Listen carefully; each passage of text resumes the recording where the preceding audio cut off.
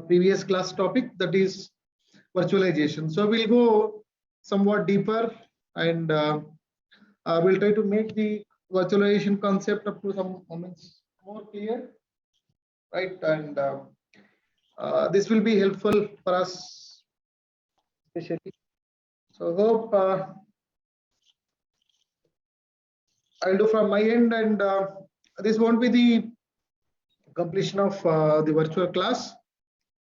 That it will further continue up to one more class, or one or two more classes up to some extent. Why? Because the concept is not a simple concept.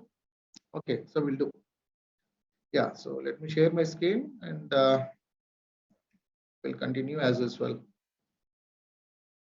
Yeah, this is the part where we are left with. So now we are entering into the actual part of virtualization as usual. So simply placing the virtual machine management, virtual machine monitor layer is not the solution, right? What it does basically, what it complies with actually, right? So I'll give you the exact meaning of virtualization now, right? So before going to that, let me place some issues of the same related to the virtualization, but let me provide the basic definition of virtualization here, right? So the definition falls like this, simple. Here we can treat the virtualization. It is a computer architecture technology, right? Computer architecture technology, CAT.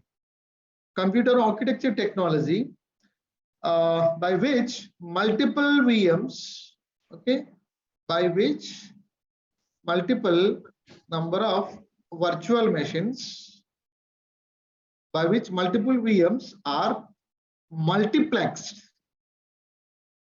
Multiple VMs are multiplexed in the same hardware machine.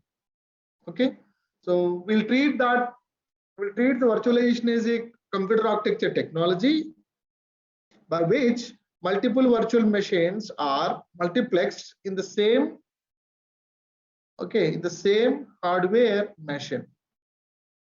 The same hardware machine. So this is the actual meaning of virtualization, right? Simply you can treat that virtualization is a computer architecture technology that which accommodates different number of virtual machines on the same hardware machine.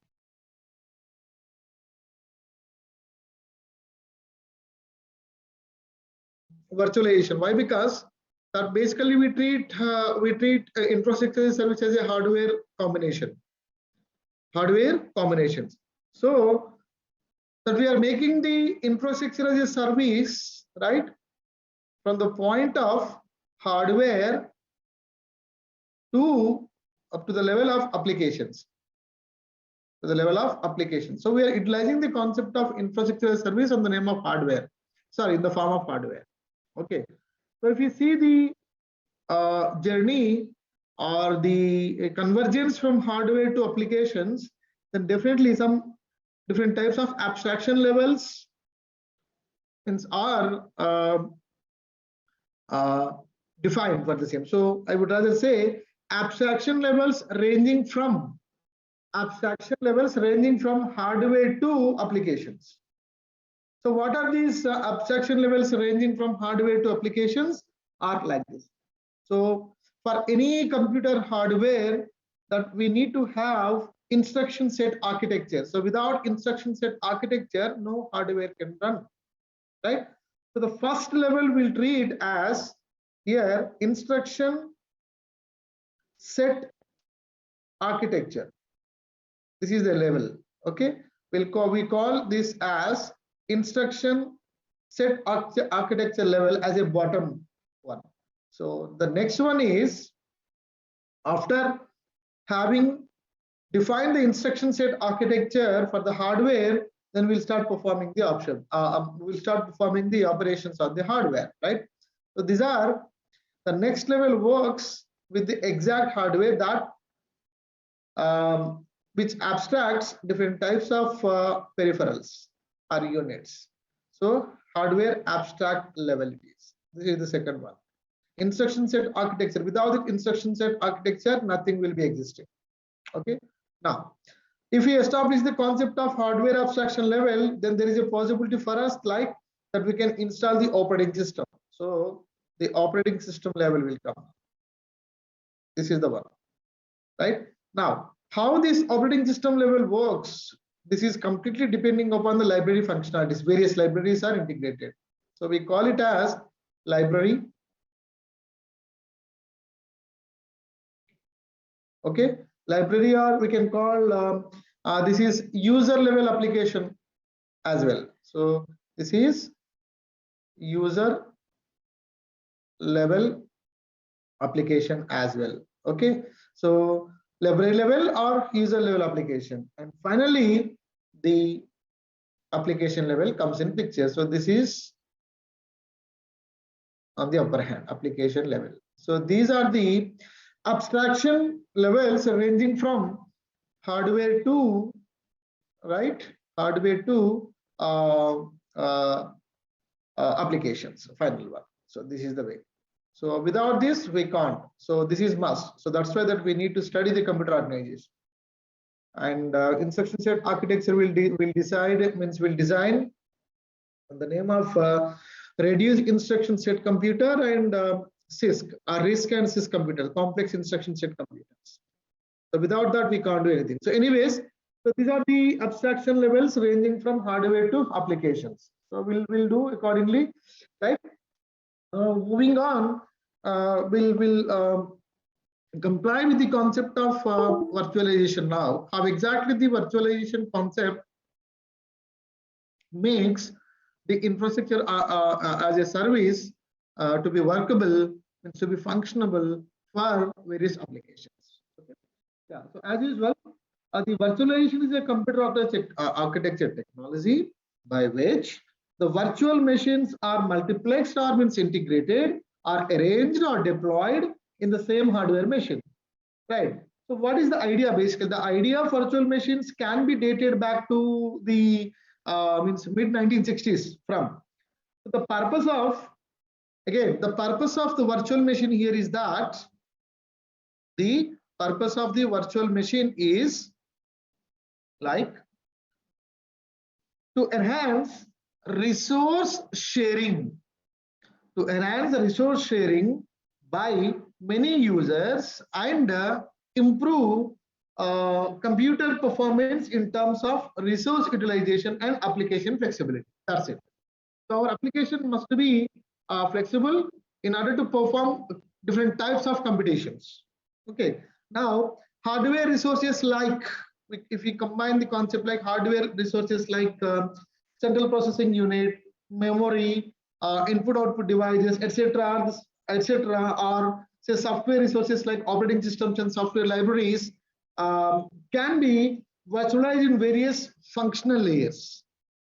So this virtualization technology has been revitalized as the demand for distributed and cloud computing increased sharply in recent years. Okay, so the idea is to basically, the idea of the virtualization is to separate the hardware from the software to yield better system efficiency, my dear friends. So for example, say computer users gained access to much enlarged memory space when the concept of virtual memory is was introduced. So similarly, virtualization techniques can be applied to enhance the use of compute engines, networks, and storage as lot many like this. Right. So I'll let you know the difference so that you can understand the same. So I'll start by giving the overview of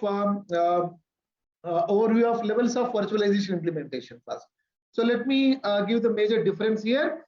Then after that, I'll go back to the overview of virtualization again. Yeah. So as usual, if you treat the traditional computer mechanism, working mechanism, how it works? Simply, if I consider like that, simply the hardware, okay, and if I treat like this, okay, this is my zone, hardware. Now again, the hardware is excelled with the host operating system.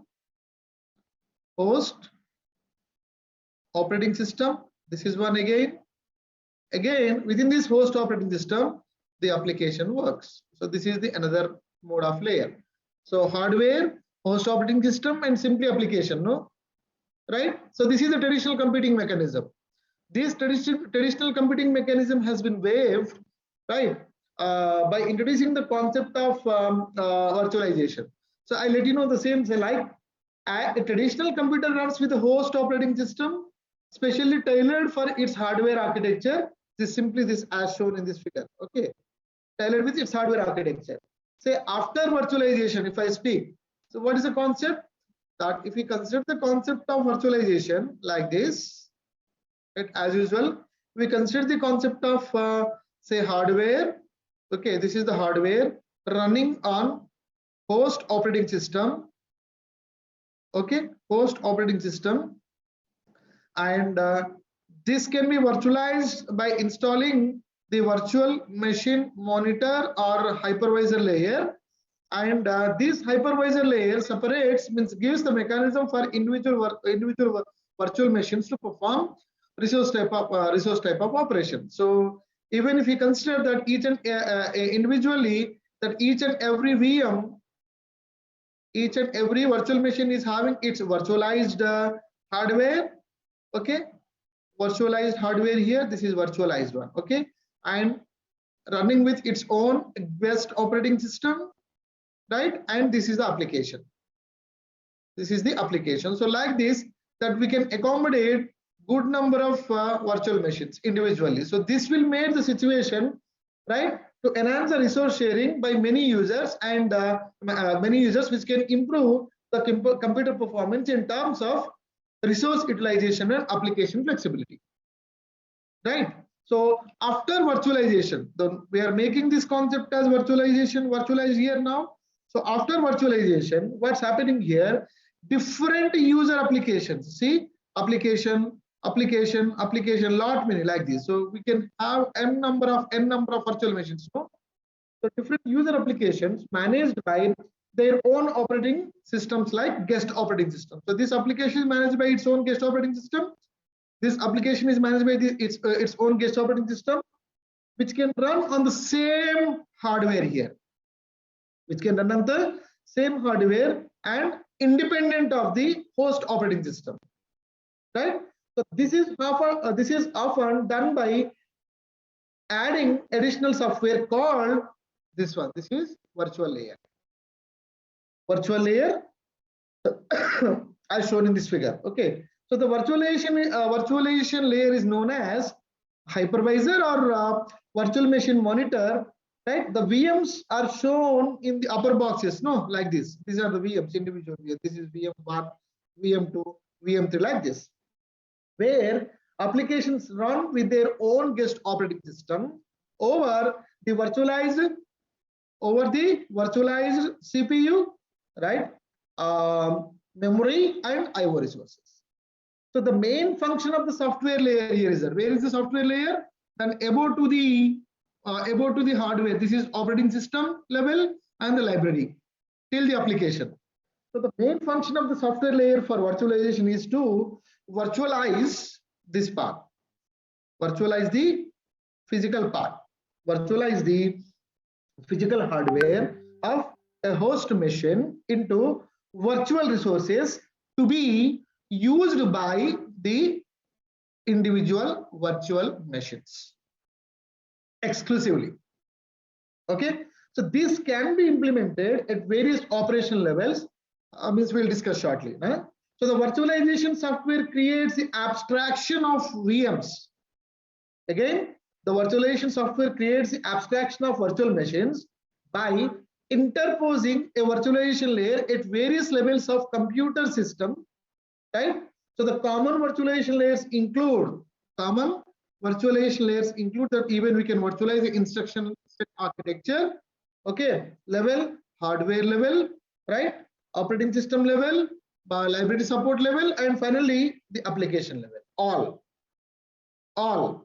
we can do. So this is the one possibility, my dear friends. So in this way, the combinations of concepts can be mentioned. So let me discuss the point starting with instruction set architecture level. Okay, yes, I'll discuss. Yeah, coming to point that ISA level, that let me give a kind of glimpse here. So I'm not discussing in deeper. So instruction set architecture level.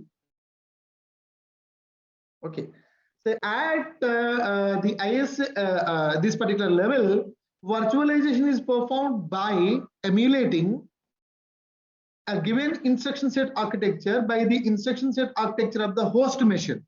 Each and every architecture is having its own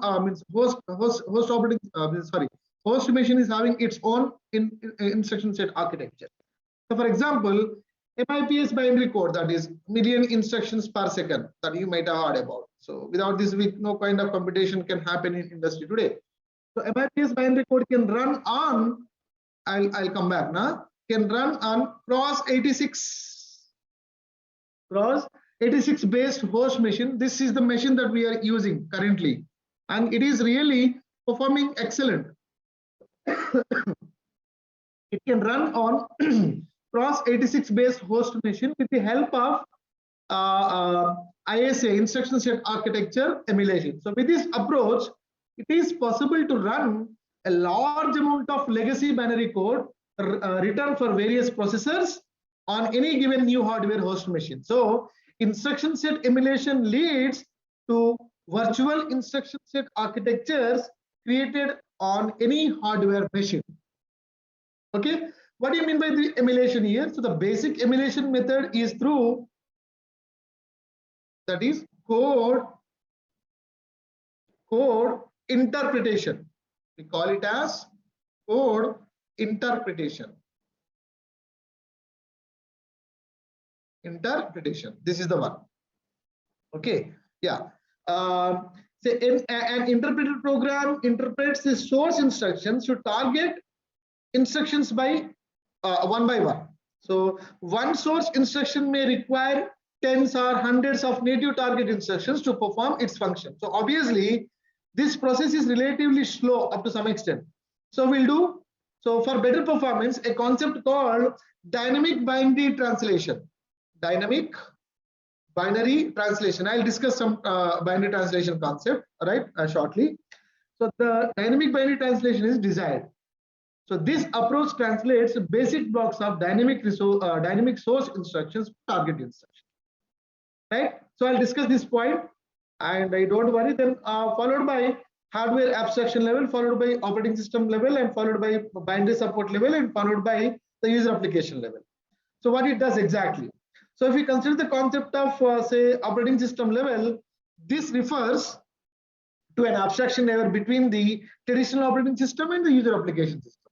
So traditional application system cannot be used individually for user application. So the OS level virtualization creates isolated containers individually on a single physical server, and the operating system instances utilize the hardware or software in data centers. So the containers behave like real servers here, right? So operating system level virtualization is commonly used in creating virtual hosting environments or environments to allocate hardware resources among a large number of users, simply, right? So I'll discuss the point, don't worry. So one by one, I'll come back. Then before going to that, let me give the Pros86 virtualization concept here. Okay, please listen this carefully. As usual, so that I'm not speaking more about this. Why? Because the architecture is quite simpler. Say, let me consider the illustration like this. Okay, so say this is the CPU up to some extent, right? And this is the memory. Okay, this is the memory, and say this is the NIC card. Okay, and say this is the, say for example, disk, say example. Yeah, right. Now it just did that. So a kind of instruction set architecture is being utilized. So it made the architecture as Pros86 architecture, my dear. This is fine. Now Now what I do, let me make the entire scenario as virtualized one.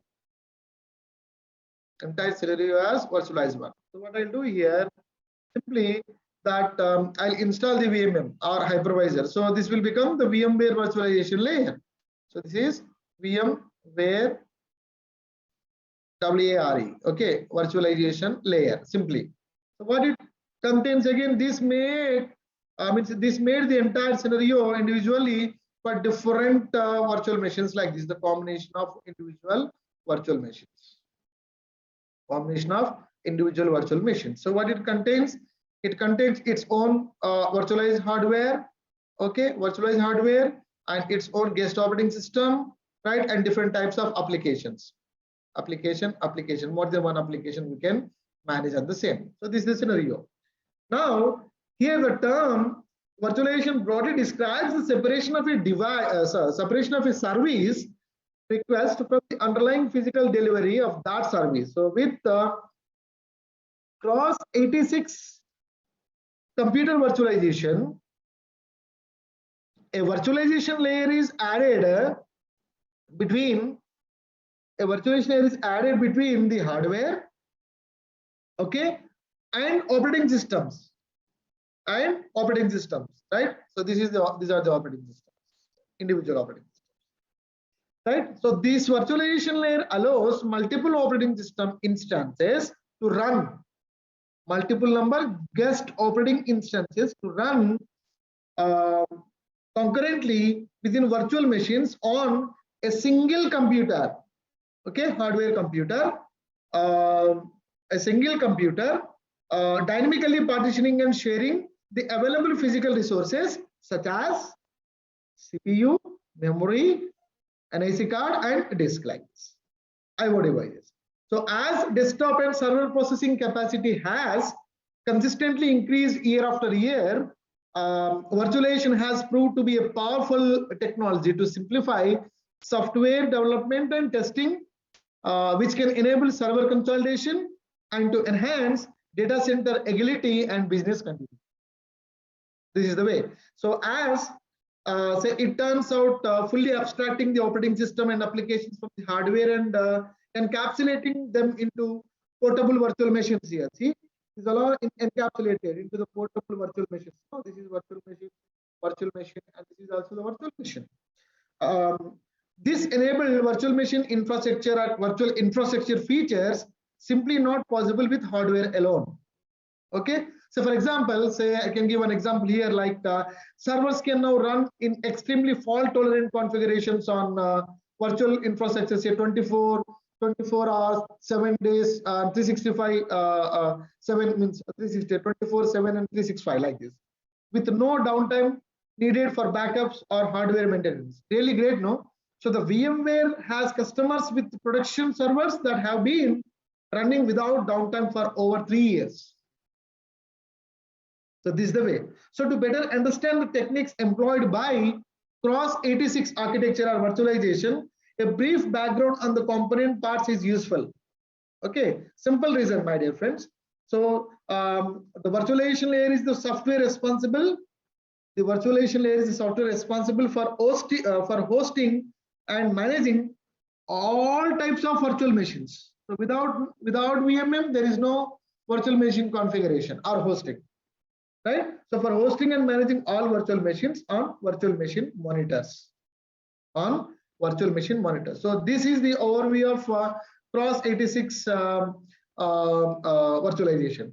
On the other hand, say the functionality of the hypervisor here.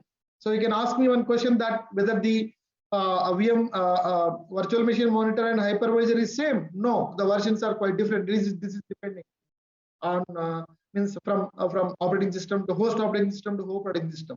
If I use Windows, then it could be a different version, type of different version. If I use Linux, it could be a different type of version, a different version.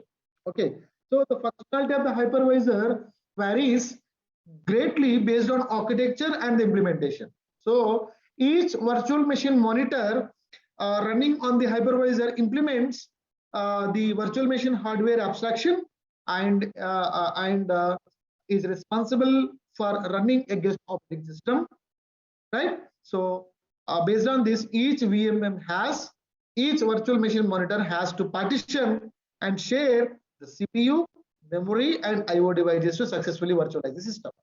So this is the case. So if this concept is employed with utmost care, then definitely this virtualization concept will become more stronger. Okay. So with this conclusion, that again I'm coming back to the part of sorry, coming to the back part of CPU virtualization now. But here I'll discuss some points, my dear friends. So the basic question comes in my mind when I discuss about this, in the sense like that, how the hardware support taken or appended hardware support, okay, taken for virtualization. So this is the question here. How the hardware support is taken or means considered for the virtualization. To support virtualization, processors like just now we have discussed, to support this virtualization, processors like say Cross86, okay, employ a special running mode and instructions known as hardware assisted virtualization. Hardware assisted virtualization. In this way, the virtual machine monitor and this one. In this way, the combination of the virtual machine monitor and the guest operating system, these two, run in different modes, and all sensitive instructions of the instructions which are running on the guest operating system can be considered as sensitive instructions. Okay, sensitive instructions of the guest operating system and its corresponding applications are trapped in VMM, virtual machine monitor. Right. So if I speak about modern operating system and processors, basically the modern operating system and process permit multiple processes to run simultaneously. So what is the protection mechanism of this particular modern operating system and processor? In the sense, say the processor runs in two modes, like that is one is in supervisor mode, right, and another one is the user mode. Supervisor mode and user mode. So the user mode completely comes under the control of virtual application, which is managed by a type of guest operating system. But here the supervisor mode is completely under the control of the host operating system. So this control access ensures the critical hardware running strategy to some extent, right? So instructions running on supervisor mode call, here what we call instructions running on supervisor mode call are called privileged instructions.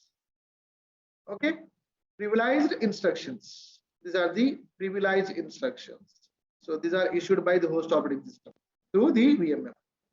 So in a particular virtualized environment, it is more difficult to make the operating systems and applications run correctly because there are more layers on the machine stack.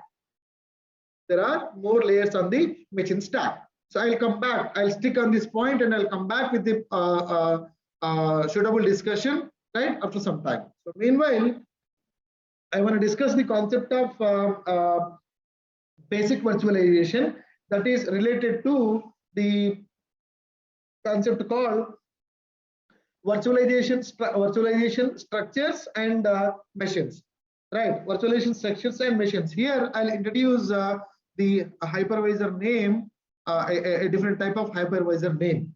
Okay, yeah. So I'll discuss the concept of virtualization structures.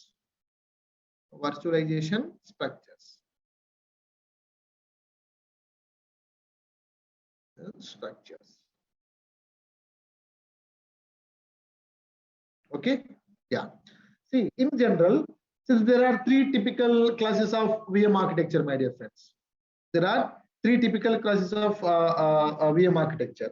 So I'll let you know, right? The this typical architecture of VM architecture that I already shown you, right? Say the architecture of computer system before and after virtualization, where virtual machine monitor stands for virtual machine monitor like this. Thus, I have already discussed about what is this. That is hardware running on the host operating system, virtualization layer, and virtual machine layer.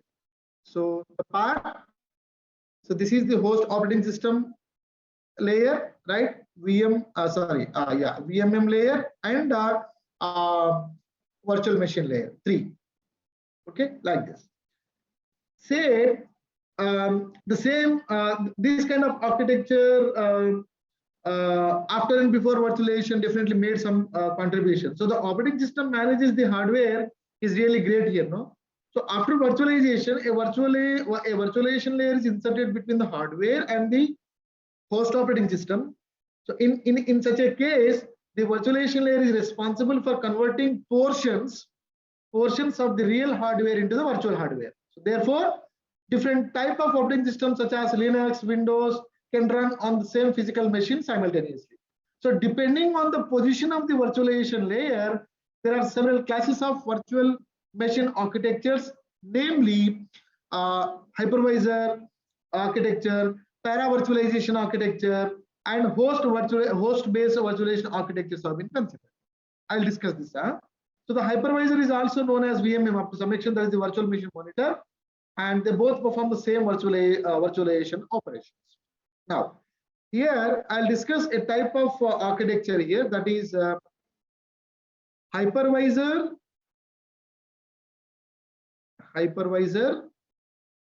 and Xen architecture.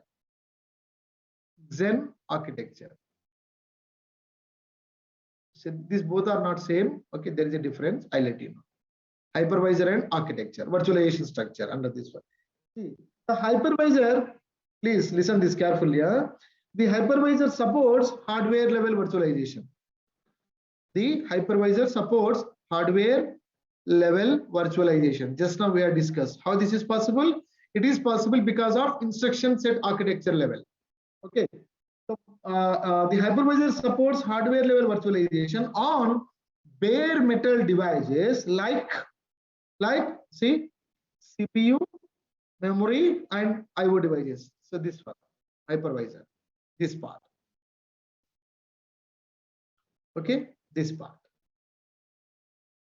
Now, on bare metal devices like CPU, memory, disk, and network interfaces. Okay, yeah, the hypervisor software sits directly between the physical hardware and its operating system. So this virtualization layer is referred to as either the virtual machine monitor or the hypervisor. What it does basically, my dear friends, what is the strategy? So the strategy is simply like this, where see the hypervisor provides this one. Yeah, this hypervisor provides hypercalls. Okay, hypervisor provides hypercalls for the guest operating systems and applications. So depending on the functionality, a hypervisor can assume a microkernel architecture. Microkernel architecture, like we have a Microsoft Hyper-V. This is the kernel architecture. Okay, or it can assume a monolithic hypervisor architecture like the VMware. We have other name, my dear friends. VMware, we call this is as SX. VMware SX. So first one is the microkernel architecture and VMware SX for server virtualization. So this is especially for server virtualization. Please, so this is a virtualization structure. Now, a microkernel hypervisor also includes, this particular microkernel hypervisor also includes only the basic and unchanging functions such as a physical memory management and process scheduling. Right? The device drivers here, the device drivers which are installed under the level of this particular hardware level. Okay, under the level of this particular hardware level, and other changeable components are outside the hypervisor. So a monolithic hypervisor implements the second one I'm speaking about. The VMware ASX, like monolithic hardware, monolithic hypervisor implements all the aforementioned functions, including those of the device drivers. So therefore, the size of the hypervisor code of a microkernel hypervisor is smaller than that of monolithic hypervisor. So essentially, a hypervisor must be able to convert physical devices. Hypervisor must be able to convert the physical devices, right, into the virtual resources. That's what we say, right? Virtual resources dedicated for the deployed virtual machines to use. This is the way. Now, if you come to the part of second one that I was speaking about, this one, no? So this is also a kind of hypervisor, but this is not exactly like a hypervisor. So this is for what? I'll let you know. The Xen architecture is like this, my dear friends. So I'll discuss this here. Just see the possibility of the same. Yeah.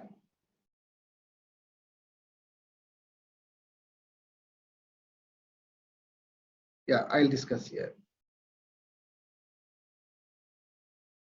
Let me change the color for this. Yes. So this is the hypervisor. Simply see the Xen architecture. What it says, the Xen architecture, the Xen architecture is a kind of special architecture that is simply called, it's a hypervisor program, my dear friends. Please don't be confused. Huh? It's a kind of hypervisor program developed by Cambridge University. What is for what this concept is being developed, in the sense, Xen is a microkernel hypervisor. Just now I discussed the concept of microkernel architecture. So it's a kind of microkernel hypervisor which separates the policy from the mechanism.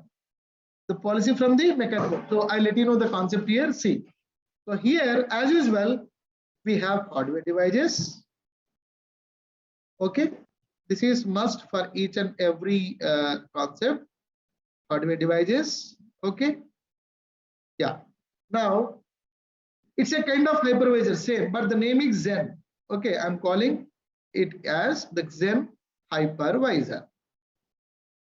Now, this environment became virtualized. Okay. Now, this environment became virtualized. The hardware devices became virtualized hardware. Now, as usual, what it does here, it divides the components, my dear friends. Say, I'm writing domain 0. Okay, this is domain 0 version, and this is Xen Linux domain version, and this is Xen Windows version. As I told you, different types of applications will run. Okay. Yeah. See, so now what it contains, since it contains domain 0, simply a simple one, and this is Xen Linux domain, the Xen Windows domain, different types of applications. So what it contains, in the sense, this domain 0 contains application 1, application 2, right? Application 3, like this. Different type of applications. Likewise, see, so this application is for what? This application is for controlling. This application is for IO devices, and this application is for something like this. So this we call is a domain 0 version. I'll let you know. Please just wait. Now, this Xen Linux domain is for what? Again. So again, it is a combination of different applications, my dear friends. Different applications. Okay. Application. Now, this is for especially for guest domain. Okay. Likewise, Xen also had Xen Windows 1. Now this is also combined, this is also consisting different types of applications as a guest domain like this. So what is the use of this? So this architecture is somewhat different as compared to the previous one, no? So here, see, Zen is a microkernel hypervisor which separates the policy from the mechanism, where the Zen hypervisor, this one, the Zen hypervisor implements all the mechanisms, leaving the policy to be handled by domain 0. Domain 0. So Zen does not include, excuse me, please mind this point, Zen does not include any device drivers natively. Zen does not include any device drivers natively, whereas your hypervisor, previously we had considered the Microsoft one, that is the microkernel architecture, but it contains device drivers. Okay, so what it does, then it is not consisting device drivers, no?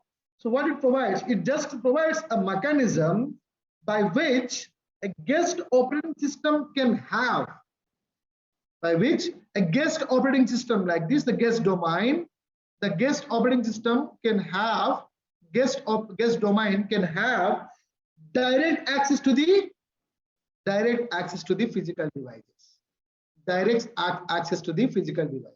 So that's what the Zen architecture did. So it's a kind of hypervisor, type of hypervisor, I would rather say. So as a result, the size of the Zen hypervisor is kept rather small as compared to the normal hypervisor that which we had discussed in the last slide. Okay. As a result, the size of the Zen hypervisor is kept rather small. So here, Zen provides a virtual environment located between the hardware, directly located between the hardware and the operating system. So a number of vendors are in the process of developing commercial Zen hypervisor. Why? Because these are portable. That's it. There is only one use, right? Commercial Zen hypervisor among them. Like I can give you one best example where see, Oracle has developed Oracle has developed a latest technology in the name of Oracle VM virtual machine, and other I can mention, say that the name of the functionality is that Critics Xen server. Yeah, Critics Xen server. So these are the Xen hypervisor related matters. So here the core components of a Xen system are especially the hypervisor. Okay, especially the hypervisor, kernel and the applications. Kernel, guest operating system, and these are the operating system, kernel, guest operating systems, and the applications. 2 and 3. These are the 3 things. Okay, so the organization of these 3 components really important. So like other virtualization systems, many guest operating systems can run on top of the hypervisor. Okay, this is the common concept. However, not all guest operating systems are created equal, and one in particular controls the others. So the guest operating system which has control ability is called, please mind this, like other virtualization systems, the many guest operating systems can run on top of the hypervisor. However, not all guest operating systems are created equal, and one in particular controls the others. So here the guest operating system which has control ability is called domain 0. It controls. Why? Because it has the possibilities of drivers like control and IO drivers and blah blah blah like this. Is called domain 0, and the others are called domain U, means utilization users. So domain 0 is, as I told you, the domain 0 is completely a privileged guest operating system of Xen, privileged one. Okay, it is first loaded when Xen boots without any file system drivers being available. So domain 0 is designed to access hardware directly and manage the devices. Okay, so therefore one of the responsibilities of domain 0 is allocate and map the hardware resources for the guest domains like domain U.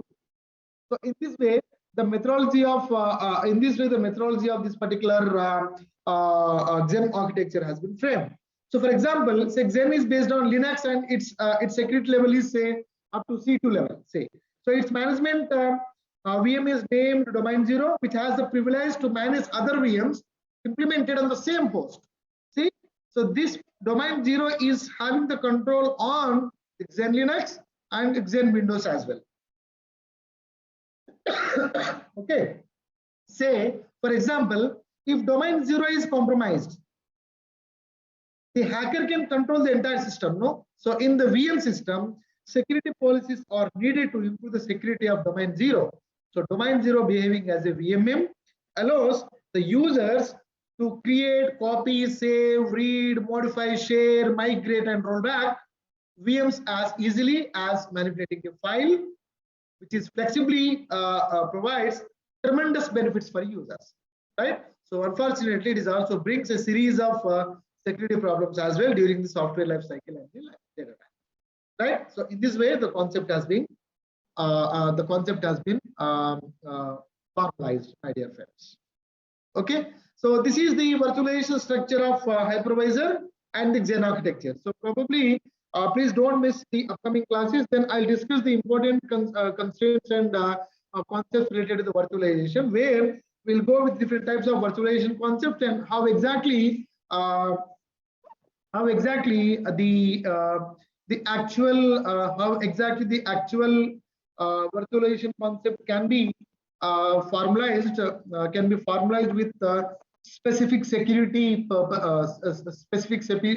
reasons, so that the virtual machine can perform its operations without any problem.